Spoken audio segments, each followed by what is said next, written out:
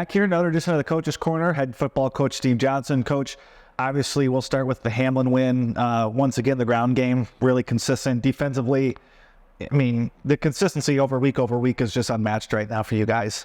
Yeah, I think, starting out with the offensive production, our offensive line is really growing. Coach Richards doing a great job with those guys. And they, as they kind of staying healthy is a big deal, but as they kind of grow together, the communication, I don't think people realize what happens with those big guys in there, and they got to kind of change things on the run, but they're doing a great job together. Not only are they big and strong and, kind of forceful, but they're really sharp in there. So they're doing a great job together, and our backs are just, Ellie is stinking hitting it hard, and he's a force, and Riley Gritz and Prince Warren is doing a great job too. So we're excited about the running game, and we want to be efficient in the pass. But defense is probably the story. I think this whole season they've been so consistent. So, Coach Mack has them playing at a high level.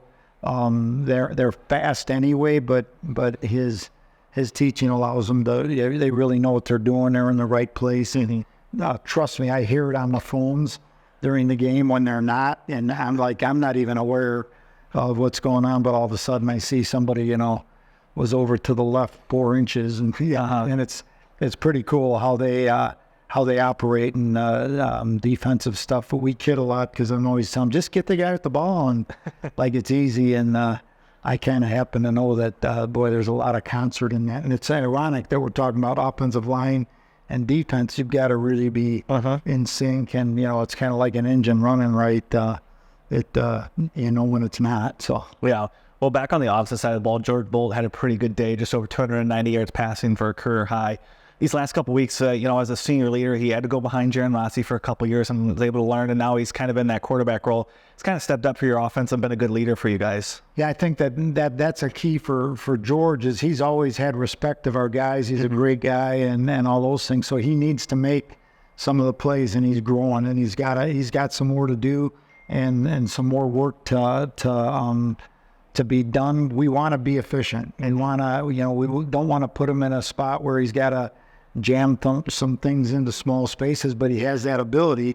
But we do want to make the throws that our running game has given us, and he's really getting better at that. But his biggest thing is that he's a leader for our football team, not just our offense, but our football team, and our guys trust him and believe in him.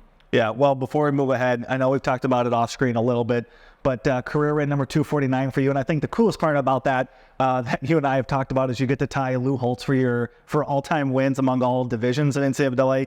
And you've always kind of mentioned Lou was kind of the guy you looked up to as you were kind of going through the coaching ranks in those early coaching years for you, I'd say, right? Yeah, I think I remember going with coaching things, and when I went to University of Minnesota in '85, he was just leaving as I was coming, and he was just somebody that I thought was amazing as a motivator. And my wife says, you like Coach Holtz because he's so funny, and it's kind of true. But he's a great coach, and so it is a little bit ironic as I tried to become a coach. He was somebody that I kind of wanted to emulate and stuff like that. Well, looking forward now, you got to go to Carleton. Someone you haven't played since 2019, first time since they've kind of done the divisional setup here on the MIAC. One loss this year for those Knights. It came to St. John's, but been a good football team that started out really hot.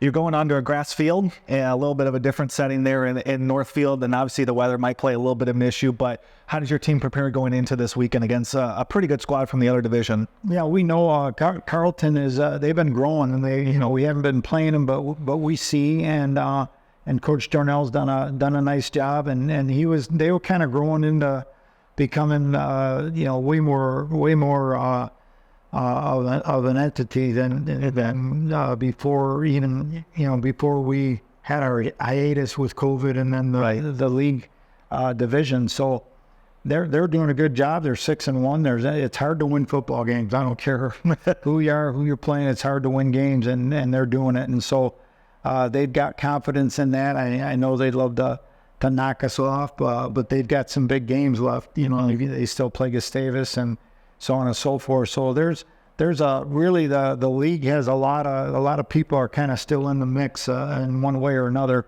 and but it's going to be it's going to be a big game for us. It'll be a bit of a test. We're playing on grass, and we haven't for a while. We're the other ones that had grass for a long time, but we've kind of run around, done some of our drills on our grass area, and just kind of getting used to that a little bit. But when the game starts, you just play football, and that's what we'll be doing. And we feel like if it's bad turf, we got to make sure we're going downhill. Cool. Well, Coach, best of luck this weekend. 1 p.m. kickoff down in Northfield. If you want to come down a little bit early, MIAC championships are headed on the Carleton course just across the street where the Bethel cross-country teams will be competing.